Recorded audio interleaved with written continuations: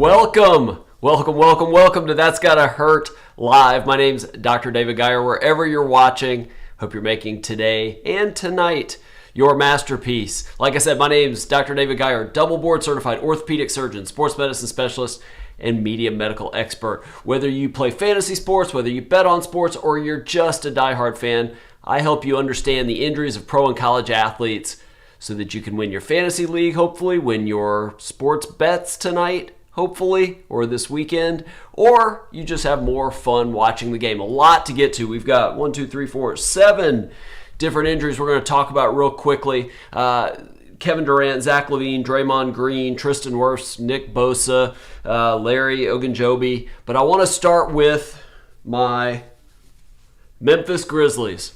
They just won again today. I think they're now 30-15 or 31-15. They've won, 21 of their last 26 games. This is not a flash in the pan. Ja Morant and company, they are just amazing. If you haven't watched this show, yes, I'm in Charleston, South Carolina. Love Charleston, but I was born in Memphis, went to high school in Memphis, went back and did my orthopedic surgery training at the world-famous Campbell Clinic in Memphis. I was a founding season ticket holder of the Grizzlies when they first moved to Memphis from Vancouver. So big Memphis Grizzlies fan. All right, so I want to talk about Jaren Jackson Jr. They were just playing the Martin Luther King game, 3:30. They were playing out in Memphis, and they were playing the Chicago Bulls. I missed the first half and probably the first 5 minutes of the third quarter because, let's face it, I have to work. I was seeing patients, even though my last patient didn't show, which is really not cool, which helped me get home a little bit earlier, so I got to catch the last, 45 minutes of the Grizzlies game. They won by 12. But I kept seeing on Grizzlies Twitter, I have a Twitter account for all these Grizzlies media folks, and they were talking about Jaren Jackson Jr.'s injury, which I didn't understand because I literally, as I walked in, I saw him have this thunderous dunk. So I'm like, well, it couldn't have been too bad. But apparently, if you read the tweets, everybody was really worried about this really bad knee injury. So I started talking to some people. Sounds like he was kneed sort of in a weird collision in the back of his knee. Now, I literally just saw a tweet just a few minutes before going live from Parker Fleming of Grizzly Bear Blues.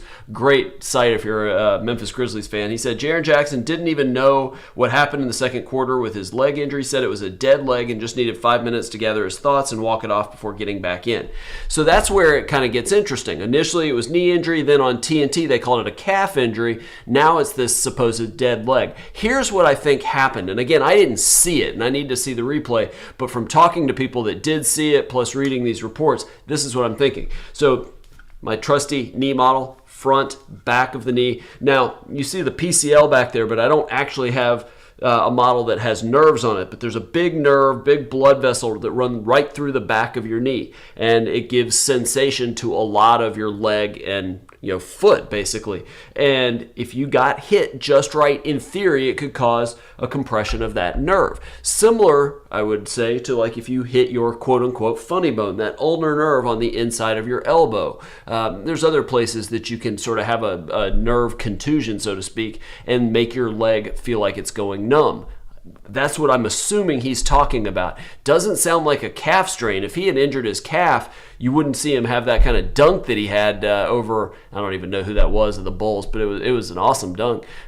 I don't see that being the case. If this is what true, the dead leg, and I am sure they will MRI his knee and MRI his calf tomorrow. I'm sure Freddie Azar, their team doctor, will do that. They may do that tonight for all I know.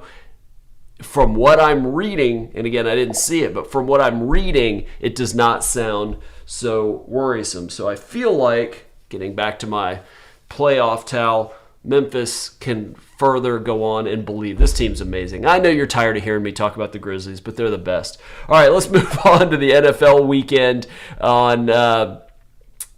from this past weekend. Several injuries worth talking about that are worth watching.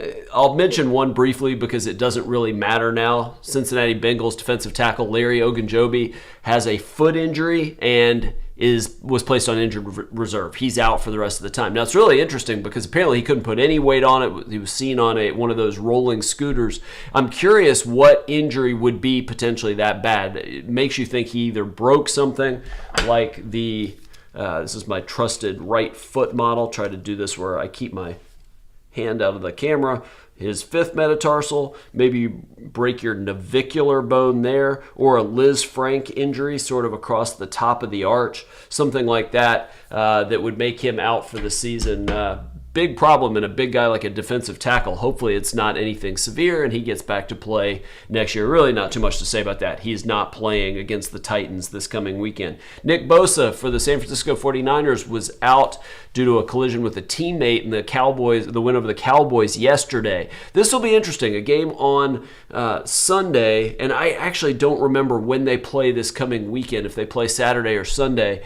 But I expect that'll be on Sunday. But he's got to clear concussion protocols. Now, it was scary if you watched it. I mean, he was lying on the field for a few seconds, eventually walked off on his own power. Concussions are tricky. This is one I would never want to predict because it's a day-to-day evaluation of mental status functions and symptoms like headaches and nausea and sensitivity to light. So it's one that, in theory, best case scenario, he does clear concussion protocols and plays in the next round. But that is a tall order depending on the magnitude of the blow. And so this is not something you'll know any particular day until literally as it gets very close, Friday, Saturday, before they have a sense. But there's a reasonable chance he doesn't make it and doesn't clear concussion protocols. Hope he does. Great player.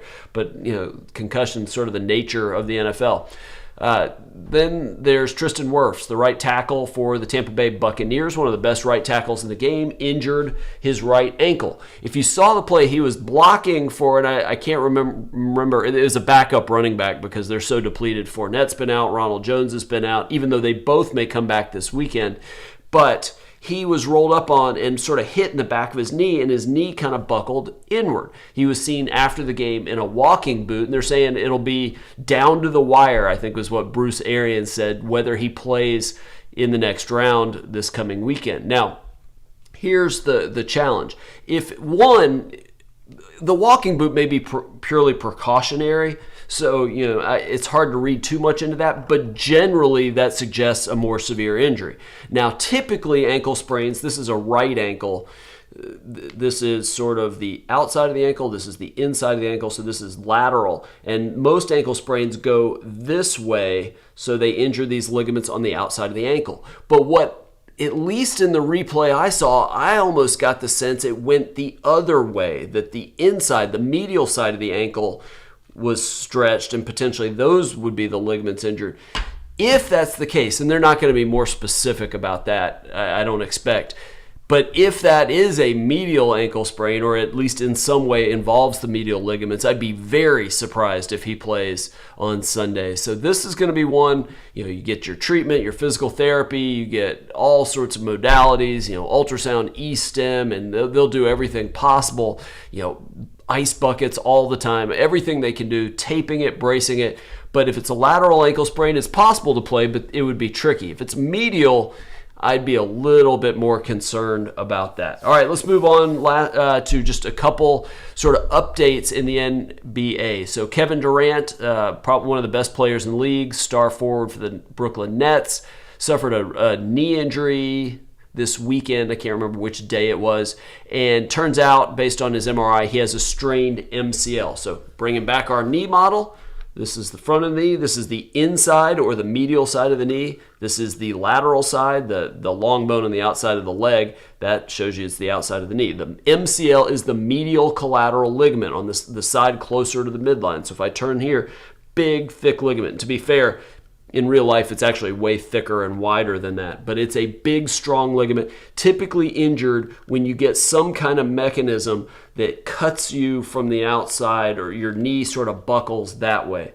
The good thing about MCLs is they typically heal. Very, very rarely do they need surgery. But they're saying 4 to 6 weeks, which makes me think it's a higher grade injury. Sometimes you can just sort of stretch that ligament, 1, maybe 2 weeks. If it's partially torn, maybe 2 to 4 weeks. Complete tear of that ligament somewhere 4 to 6 weeks. Or it's more down here, which on the tibia, which typically takes longer than if it's up in the femur. Now, long term, this should not be any big deal. But you do everything you can to get that to heal. A brace, limiting any side-to-side motion on it, meaning basketball, for a good period of time. Sometimes they can do PRP injections. That was the injury, if I remember correctly, that was the injury that Hines Ward had before the 2009 Super Bowl that put PRP on the map when Andrea Kramer talked about it in the pregame report right before the teams started playing that Super Bowl, and all of a sudden it was in the New York Times, cover story, and next thing you know, every single patient was asking for PRP. Interesting story I wrote about in my book if you want to check that out. But having said that, they'll do all that kind of thing. But again, when you're talking about one of the best players in the league, 33 years old, I know they're depleted and Kyrie isn't playing that often because he can only play on the road because he's not vaccinated, all that kind of stuff. But you don't rush a player like Kevin Durant back. So I would not see it sooner than 4 to 6 weeks. Hope so, but I'm not convinced of that. Another one with a really awkward injury, Zach Lavine, the star shooting guard, I guess, of the Chicago Bulls, was injured over the weekend. Really awkward landing going up for an offensive rebound in the first quarter against the Golden State Warriors, and it looked bad. I was worried he actually tore his ACL, and it was the same knee that he tore his ACL in 2017, so certainly concerns. MRI came out today. The news was no structural damage, which is terrific news. Here's what no structural damage typically means. Now, teams don't always tell all the truth, but typically when you hear no structural damage, you're thinking no tear of the ACL, no tear of the PCL behind it, probably no MCL tear. That's the gray area. Some teams don't consider that structural damage because that doesn't need surgery. Typically, that's what they mean. It should mean there's no MCL injury. No meniscus tear, these shock-absorbing cartilages on either side of the knee. You would assume no patellar dislocation, tearing of the ligaments that hold your kneecap in place. So all potentially good. That could be anywhere from a couple days. That could be 2 to 4 weeks when you have no structural damage, because it still can have a lot of swelling in the knee. You could have a bone bruise where there's no torn ligaments or meniscus, but you still have edema within the bone that is painful and hard to put impact and weight on and push off on. It could still be a little while, but certainly compared to what it could have been, very, very good news. And then last, my interesting story of the day. We talked last week about Draymond Green and his calf injury, and I told you to sort of watch out for this. This may be a bigger deal than not playing tonight, not playing the next night. And it may not be, but I told you calf injuries, calf strains can be really tricky, and it can really hurt and be hard to push off on for weeks. That may be what's going on with him, but it sounds like there may be more to this. Apparently, the team was concerned about why he was getting this calf tightness, is apparently what now they're calling it. Turns out he saw a doctor, got an MRI of his lumbar spine, of his back. Turns out it may be back related. Sounds like he's got a disc issue. That disc issue may be pressing on a nerve that innervates the muscles in the calf and causing this calf pain, this calf tightness. If so, bigger deal for sure, but not something you couldn't potentially get through with physical therapy and E-stim and ultrasound, which may or may not be all that helpful. If it's really bad, you can actually inject a steroid around the nerve to decrease the inflammation around that nerve and decrease the pain down the leg. So there's a lot of things it can do. It doesn't necessarily mean surgery, but it is something to keep an eye on going into the stretch part of the season. Klay Thompson's back, but it's going to take him a while to really get up to speed. But without Draymond, they are a completely different team. So this will be one to keep an eye on. You hope this does not become a lingering thing. I always get nervous with back injuries in pro athletes, more football than other sports, but especially when you start getting multiple injuries. Now, this may just be a little isolated thing, no big deal. Again, I'm just saying, if you're a Warriors fan or you like to bet on the Warriors or have Draymond on your fantasy team, just keep an eye on this. This may not be super quick. All right, that is all I've got for you. Golf is the best. Yes, this is actually live.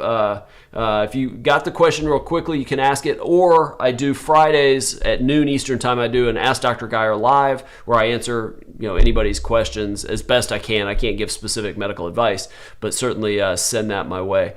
Very, very excited to have you here. If you have any injuries you want me to talk about, I can briefly mention that. Again, Nick Bosa will just be sort of game time decision, something we just have to watch day after day and leading up into their game this weekend. Tristan Wirfs, again, sounds like a race against the clock, but I think that one may be tricky. Kevin Durant, 4 to 6 weeks. Don't expect that sooner. Zach Lavine, I would guess 2 to 4 weeks, but hopefully sooner than that. And then Draymond, just keep an eye on this over the course of the season. I don't think we're going to get a quick answer. And again, for my Memphis Grizzlies, I think we've got good news for Jaren Jackson Jr., but boy, he's missed a lot of time with that meniscus tear that was repaired a couple seasons ago and missed a lot of time last year. Let's hope that he is finally healthy. All right, I guess golf doesn't have a question after all. Thank you so much for watching. Plan on being here, right back here, like just about every weeknight, 7 p.m. Eastern time. If you have players you want me to talk about, put those in the comments. When I post the video on YouTube, and basically setting a timer or a reminder, but you can enter comments in those ahead of time. So if there's players you want me to discuss, put those in there. I usually put that up around noon or 1 o'clock Eastern time about what I'm likely to talk about that night. So if there's people that you want me to talk about ahead of time, please let me know, and I will do that. All right, thank you so much for watching. Hope you have a great rest of your night. Catch the Bucks, Hawks. They're playing on TNT right now for MLK Day as well. And I look forward to seeing, and Rams, Cardinals tonight. I hope that's going to be a great game. But I look forward to both of those, and I will see you right back here, 7 p.m. Eastern time tomorrow night.